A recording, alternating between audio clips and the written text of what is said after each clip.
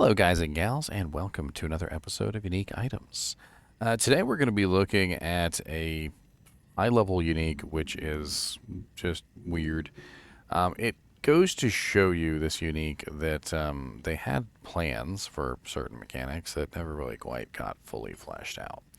And with a recent patch, this armor might actually, or the shield might actually be halfway decent. And the reason is because they converted Thorns into an attacker takes damage of ability. If you notice, at level 23 now, Thorns has an attacker takes damage of 184 added to it, which means that if I'm running Thorns, and you look at my attacker takes damage of stat, it goes to 278, which is a pretty high number. And this particular shield has an attacker takes damage stuff stat on it as well, which brings my attacker takes damage of stat to 407, and could potentially be the shield to use if you wanted to build an attacker takes damage of build. Let's go over the shield together, and we're going to talk about it today, and we're going to have some fun speculating on what you could potentially do with it and what it's not good for. So right off the bat, you'll notice that it is a blade barrier, which is an elite shield. So this is already a max level shield. It has a defense of 410, which is not bad at all, and I believe that's actually the highest that it can ever possibly be. It does have a chance to block of 50% for paladins, 45% for Amazons, assassin, and barbarians, and 40% for druids, necromancers, and sorcerai. The sorceress is obviously probably not going to build max block.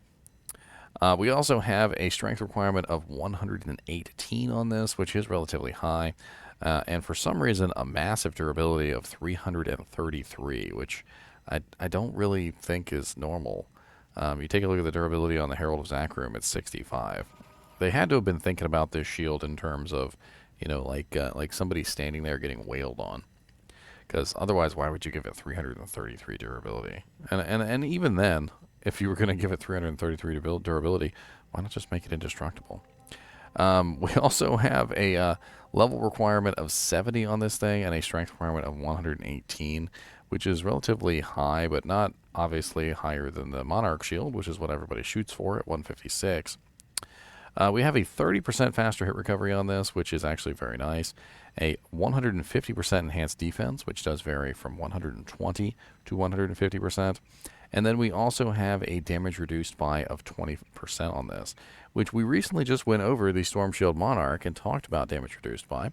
And that one has 35%. So this one is 20% DR, which is actually not bad at all. It does vary, however, though, from 15 to 20%, which means that you can find this in a much poorer state of 15% DR.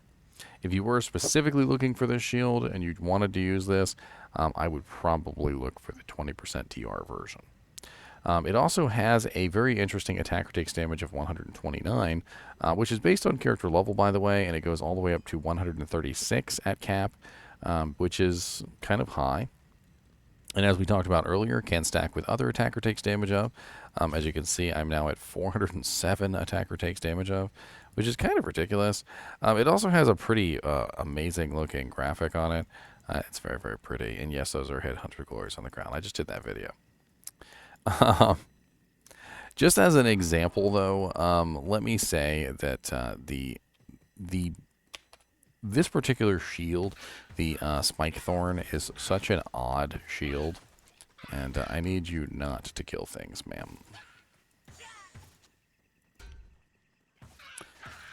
So, as you can see, when the monsters attack you now, the way that they changed Thorns, they actually made it so that Thorns actually works kind of good now.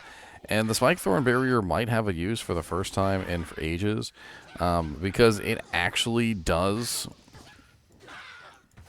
do what it was intended to do for the first time in a million years.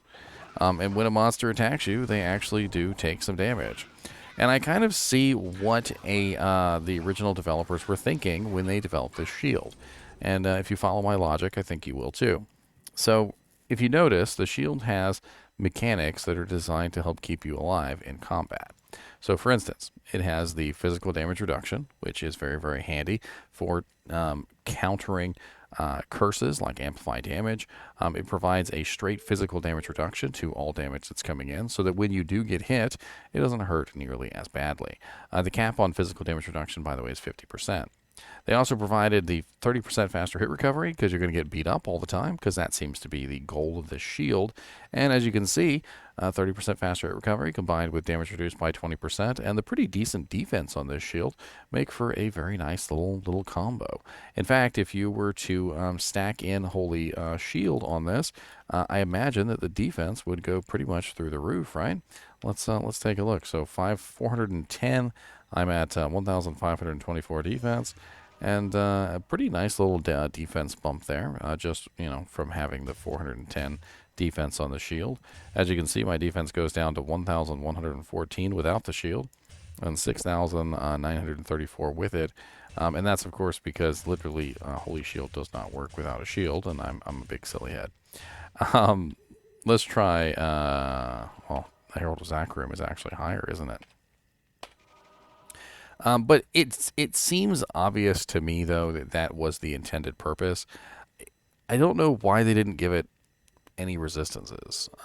Like anything at all, even like 20 all res or something like that would have been better than nothing. They could have also given it another form of attacker takes damage of. If they were trying specifically to make this into an attacker takes damage of shield, you know what they should have done? They should have added in, some maybe like some other forms of attacker takes damage of. Maybe even given this shield thorns. I think that would have been a really interesting idea. Just simply give this shield thorns. Let it be exactly what it's intended to be. Give it charges for like Spirit of the Barbs, or like maybe give it a chance to proc Iron Maiden on the targets and things like that. Turn it into exactly what it's intended to be, a like massive attacker takes damage of item. Lean it into, its purpose. If you get my drift. Who could actually utilize this shield? Well, honestly, with the 30% faster hit recovery and the 20% damage reduction, just about anybody could get good use out of this shield.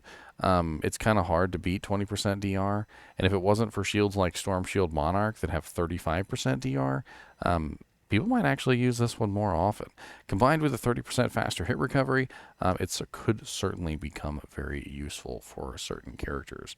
I think the main issue with this shield is that, number one, it's level 70, which the high level is very, very, very anti-climactic. So when you do, by the time you do find it, you probably already have a better shield.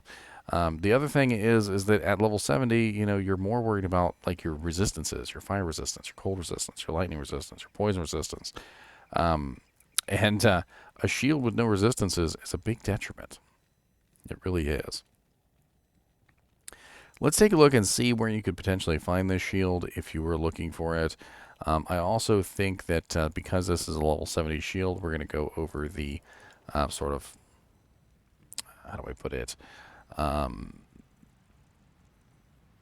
The high, kind of like the high level character kind of aspect of things, which is basically that if I'm looking for this shield, I'm probably going to be a high level character and I'm probably going to have a decent amount of magic find, right? So let's take a look at Silo's pen. And we're going to take a look at this Spike Thorn.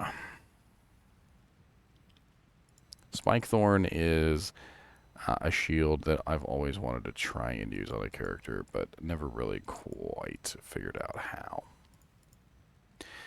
So as you can see here, if you want to get your hands on this shield, Diablo, Bale, and Mephisto all have pretty good chances there. Everything else below here is pretty kind of garbage. Let's take a look at super uniques. Pretty terrible probabilities here, but it does look like it can drop from a lot of monsters. Corpse Fire and Den of Evil. That's interesting. If you're farming Diablo, it obviously can drop from Grand Visor, Infector of Souls, and Lord Decis. Shank has a chance to drop it. Eldritch, not bad. Doc Farron. You can even get it from Cold Crow in Cave Level 1 if you wanted to. Pindleskin can also drop this shield, so interesting. I mean, quite honestly, if you're looking for this shield specifically, you must be trying to make a specific build. So, there are your options. It does look like Diablo in Hell might be your best bet for this, specifically because his lieutenants, I guess, like Grand Visor of Chaos, Infector of Souls, Lord Decease, all have a pretty good chance, and he has a pretty good chance also. So it's actually not a bad little combination there to kill Diablo in Hell. Mephisto also might not be a bad choice if you're quick at farming Mephisto at Hell difficulty. That could be an interesting choice as well.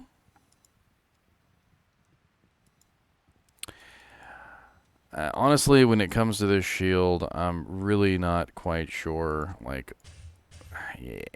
that anybody would just put it on. And I think that's the main problem, is that the lack of resistances, along with the lack of anything else really that great on it, kind of put it into this really weird subcategory of niche use. And maybe now that they've fixed Thorns, uh, maybe if you were trying to get like a massive attacker takes damage of setup, where you're dishing out like many thousands of points of physical damage to all monsters nearby, which I might actually come up with a theory craft video for, it could be useful. Especially if you socketed it specifically with something that would increase that attacker takes damage of even further, perhaps, or maybe just an unrune, so you actually have some resistances. Yeah. Anyway, as always, I do appreciate you guys and gals watching my videos, even when Mr. NiNi relentlessly tries to climb inside my shirt. And as always, keep watching.